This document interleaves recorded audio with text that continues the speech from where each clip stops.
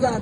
Kaya ito ay banal na kasulatan, may Biblia na dapat natin puntahan, alamin ang katotohanan. Puntahan po natin ang 2 Timothy 3:15-16. Masahin niyo po yan. Nang sinasabi doon na ang salita ng Diyos ay nagpapabago, nagbibigay ng bagong buhay, nagbabago ng buhay. At ito ay magsasabi ng katotohanan sa mga maling aral ngayon. Naglipana na po ang mga maling aral ngayon na ang pamamaraan ay ang pamamaraan ng tao. Ginagawa nila sa pamibigay ng mga bagay para kayo ay sumati. Pagbibigay ng mga pagkain, ng pera, para kayo ay sumati. Kayo po ang tao sa kahirapan ng buhay. Kinakagat nila itong mga bagay nito. Ngunit isa lang sa sabi ng Biblia, walang ibang pangalan na sugat o kaligtas ng tao, kundi sa pamamagitan ni Kristo, sa pamamagitan ni Kristo na nagkatawang tao, na mula sa langit ay bumaba. Pumunta rito sa lupa, nagpakilala siya, ipinakilala niya na siya ang bugtong na anak na dapat ang tao ay sa kanya'y manumbalik upang sumampalataya sa kanya, upang ang tao ay hindi mapahamak, mga kaibigan. Kung hindi kayo naniniwala, lumingon kayo, kabilaan ngayon, tingnan niyo ang nangyayari sa ating mundo ngayon. Masama na ng pasama ang daigdig ngayon. Masama ng pasama. Humawak ka lang ng cellphone ngayon at naglalakad sa isang madilim. Lalapit ang snatcher upang tanggalin ang iyong cellphone sa iyong mga kamay. Ganyan ngayon ang panahon natin ngayon. Masama ng pasama ngayon. Tignan mo ngayon ang bawat pamilya. Nagkakahiwalay dahil sa masamang bisyo. Ayan ang patuloy na ginagamit ni Satanas upang sirain ang magandang relasyon ng tao. Ang bawat tao ay kanyang winawasak. Pinag-iiwalay niya ang magandang relasyon na mag-ina. Pati ang mag-asawa ay patuloy niyang winawasak upang mapaka sa kanya ang mga taong ito. Kaya nga po, ang grasya ay nasa atin na. Dumating na po ang grasya. Ang grasya ay walang iba kundi si Kristo na nagkatawang tao. Binata ang hirap, binatay, ipinako sa krus. Para kanino yan, mga kaibigan? Para sa ating mga kasalanan.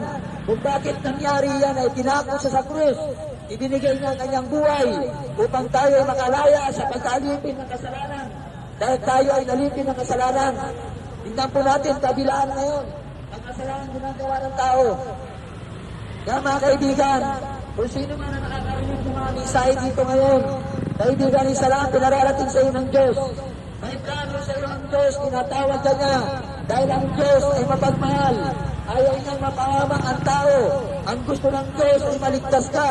Ang gusto ng Diyos ay mapunta ka sa kanyang kaharian. Kasi sabi ng Biblia, sino man ang sumasampalataya sa kanyang pangalan ay magkakaroon ng kaligtasan na hindi na ito mapapahamak. Kaya kaibigan, ang Diyos ay patuloy na nagpapahayag ng salita ng Diyos.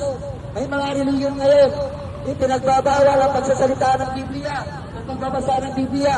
Bakit nila ito pinagbabawal ang pagbabasa ng Biblia? Upang hindi mo makita ang kaninginan ni Kristo, yung kanyang kabutihan. Hindi mo makita. Kaya kaibigan, kung mahal mo ang sarili mo, kung mahalaga sa iyo ang kaligtasan, magbasa ka ng Biblia. At ang unang-unang mong basahin ay yung kanyang salita na John 3:16. Unahin mong basahin niya na kailangan mong sumampalataya sa kanya. Mga kaibigan, ulitin ko, basahin ko ang Biblia. John 3:16. Siya po ang magbibigay sa atin ng tunay na kaligtasan, hindi ang reliyon, hindi po anumang samahan, kundi si Kristo lang. At ito po ang aming pinapangaral ngayon. Walang halaga sa amin kung anong reliyon po kayo, kung anong samahan. Ang amin po, pinapangaral namin, ang totoong Diyos na bumaba mula sa langit, nagkatawang tao, ipinakilala niya ang pag-ibig ng Diyos upang ang tao ay makarating doon sa naisin ng Diyos, iligtas, upang hindi makarating sa impyerno na magkakaroon ng buhay na nagpapahamak sa tao. Kaparusahan na lang hanggan, mga kaibigan, hindi kami nananakot. Yan ay Biblia. Kung gusto mong basahin ito, basahin mo ang Revelation 21:8. Yan po ang sinasabi ng Biblia na ang tao ay dyan pupunta kapag hindi maniwala sa Diyos, hindi tumutunod sa paniwagan ng Diyos. Ito ay pagsisisihan po natin, mga kaibigan. Kaya sa amin, patuloy po kami at walang sawa na nagsasabi sa inyo ng libre at walang bayad. Ito po, ang mga pamasahin na binibigay namin ay walang bayad. Ang hinihingi naman po namin ay bukatin ninyo. Basahin ninyo kung ano ang linalaman. ng mga babasahin na yan. Mga kaibigan, yan ang simula na makita mo na ikaw ay mahal na mahal ng Diyos. Ayaw kanyang mapahamak sa mga bisyo. Sa mga bisyo na yan na patuloy na pumapatay at patuloy na naghiwalay sa bawat pamilya. Mga kaibigan, ang papalat mo ito ngayon sa Pilipinas. Alam mo kung bakit? Ang Pilipinas po ay malayang-malaya tayo mga pagpangaral, mga pagpahayag ng ating pananampalataya. May mga bansa po na pinagbawal na ang Biblia. At may mga bansa na dati pa ay bawal na po ang Biblia. Ngayon, meron tayong freedom. Ano yung ibig sabihin ng freedom, mga kaibigan? Kalayaan natin. Ang kalayaan na yan ay gamitin mo sa pagtuklas ng kaligtasan mo. Kalayaan mo na magbasa ng Biblia. Kalayaan mo na tuklasin ang katotohanan.